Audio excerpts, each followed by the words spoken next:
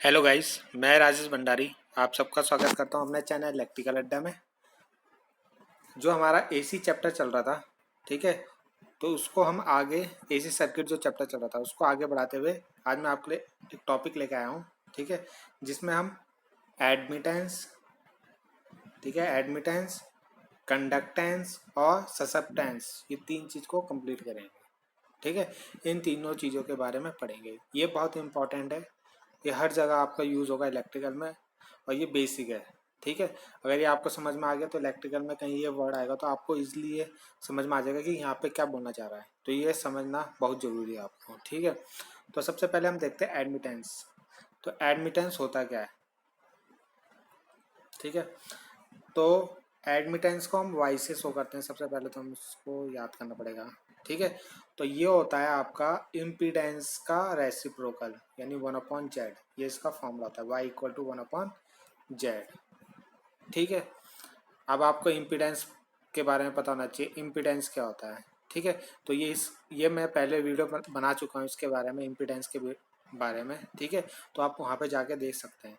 Impedance होता है आपका रेजिस्टेंस प्लस आपका इसमें या तो इंडक्टेंस भी आ सकता है या कैपेसिटेंस भी आ सकता है। ठीक है, यानी कोई सा भी रिएक्टेंस आपका इसमें आ जाएगा। ठीक है, तो ये होता है आपका इम्पीडेंस रूट में स्क्वायर इंटू एक्स स्क्वायर। ठीक है, तो यहाँ पे एक्स या तो आपका इंडक्टिव रिएक्टेंस भी हो सकता है और कैपेसिटिव रिएक्टेंस भी हो सकता है। ठीक है, या तो एक्सएल हो सकता है या एक्ससी भी हो सकता है। ठीक है, तो ये होता है इम्पीडेंस यानी टोटल जो रेजिस्टेंस होता है किसी सर्किट का।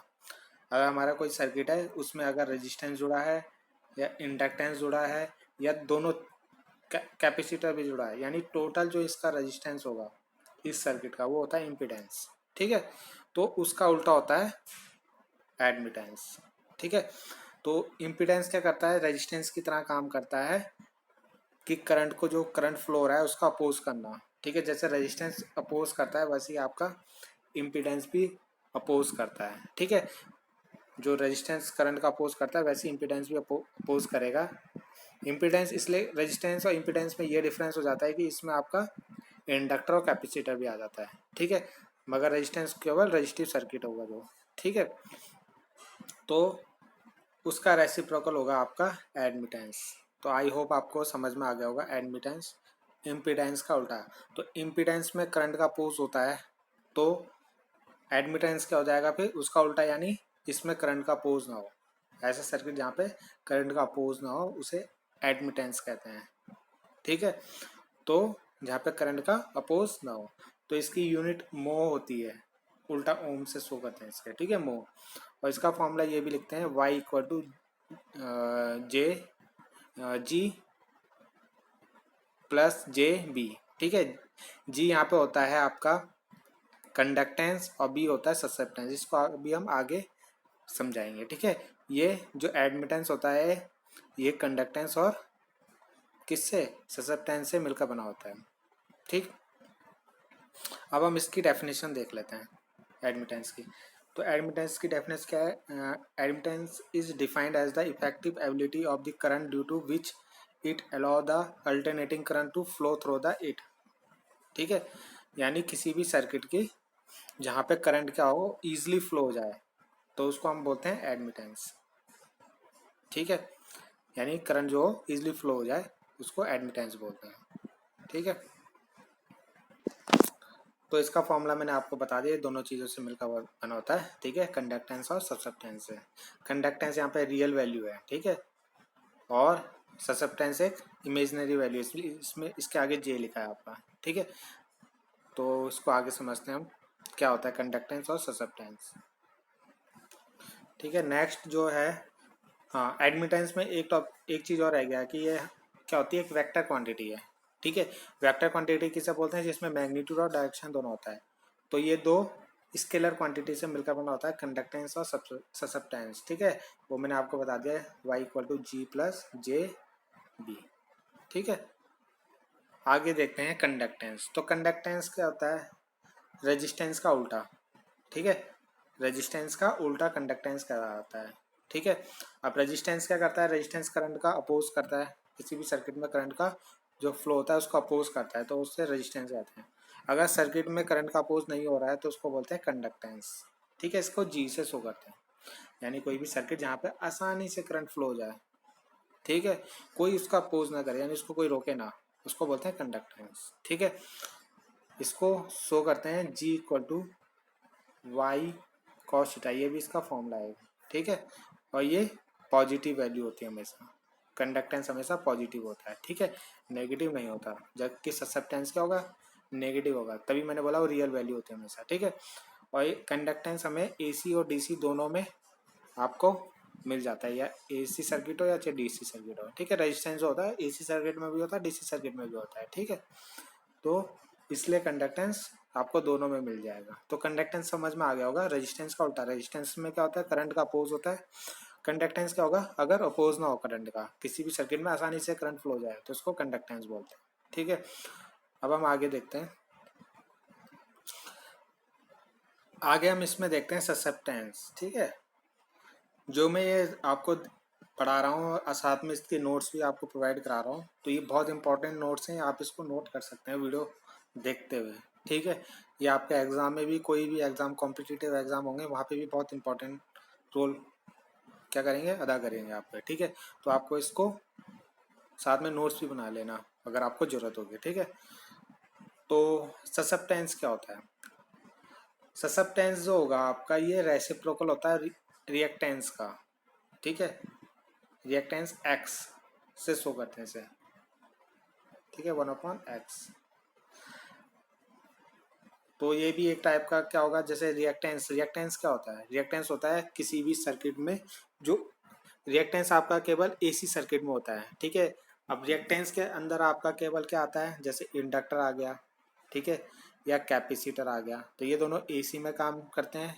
ठीक है, तो इसलिए केवल एसी में आपको ससेप्टेंस मिलेगा, डीसी में नहीं मिलेगा, पहली बात ये आपको याद रखना है। ठीक है, तो रिएक्टेंस क्या होता है, रिएक्टेंस होता है कि जो एसी करंट फ्लो होती है इंडक्टर या कैपेसिटर से, उसमें उसका अपोज करना। ठीक है, उसका अपोज करना, तो वो होता है रिएक्टेंस। तो रिएक्टेंस का उल्टा हो जाएगा ससेप्टेंस। ठीक है, यानी ऐसा सर्किट जहाँ पे इंडक्टर और कैपेसिटर में क्या होगा, अपोज ना हो, तो उसे बोलेंगे ससेप्टेंस। ठीक है, यानी एसी करंट का अपोज ना हो, उसे बोलेंगे ससेप्टेंस। तो ये रेसिप्रोकल होता है रिएक्टेंस का। ठीक है, मैं सोच रहा हूँ एक वीडियो में बनाऊँ आपका रेजिस्टेंस। ठीक है, रेजिस्टेंस पे, रिएक्टेंस पे, ठीक है, इनमें डिफरेंस क्या होता है। ठीक है, वैसे मैंने इस वीडियो में भी समझा दिया आपको कि रेजिस्टेंस केवल क्या होगा, करंट का अपोज करता है। ठीक है, इंडक्टर और कैपेसिटर आपके एसी सर्किट में आते हैं, रेजिस्टेंस आपके एसी डीसी दोनों में आता है, यानी एसी सर्किट में जो करंट होता है उसका अपोज करते हैं इंडक्टर और कैपेसिटर, और ये दोनों आते हैं रिएक्टेंस में। ठीक है, तो ये आपका रिएक्टेंस इन दोनों में आएगा। ठीक है, अगर कोई रेजिस्टेंस होगा वो अपोज करेगा तो रेजिस्टेंस में आएगा, इंडक्टर और कैपेसिटर आएंगे वो आपके रिएक्टेंस में आएंगे। ठीक है, रिएक्टेंस यानी एसी करंट का जो अपोज कर रहा है।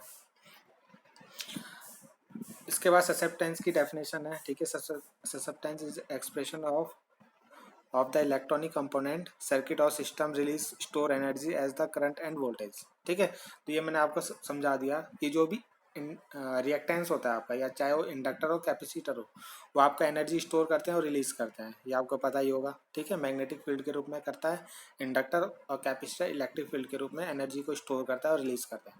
तो जो स्टोर और रिलीज करते हैं, यानी एसी करंट उसमें फ्लो होती है, तो उसका जो अपोज होता है वो आपका क्या होता है, रिएक्टेंस होता है। तो उसका रेसिप्रोकल, यानी वो अपोज ना हो, तो उसका बोलेंगे हम ससेप्टेंस। ठीक है, तो इसकी तो ये इसका फॉर्मूला B = 1/x होता है।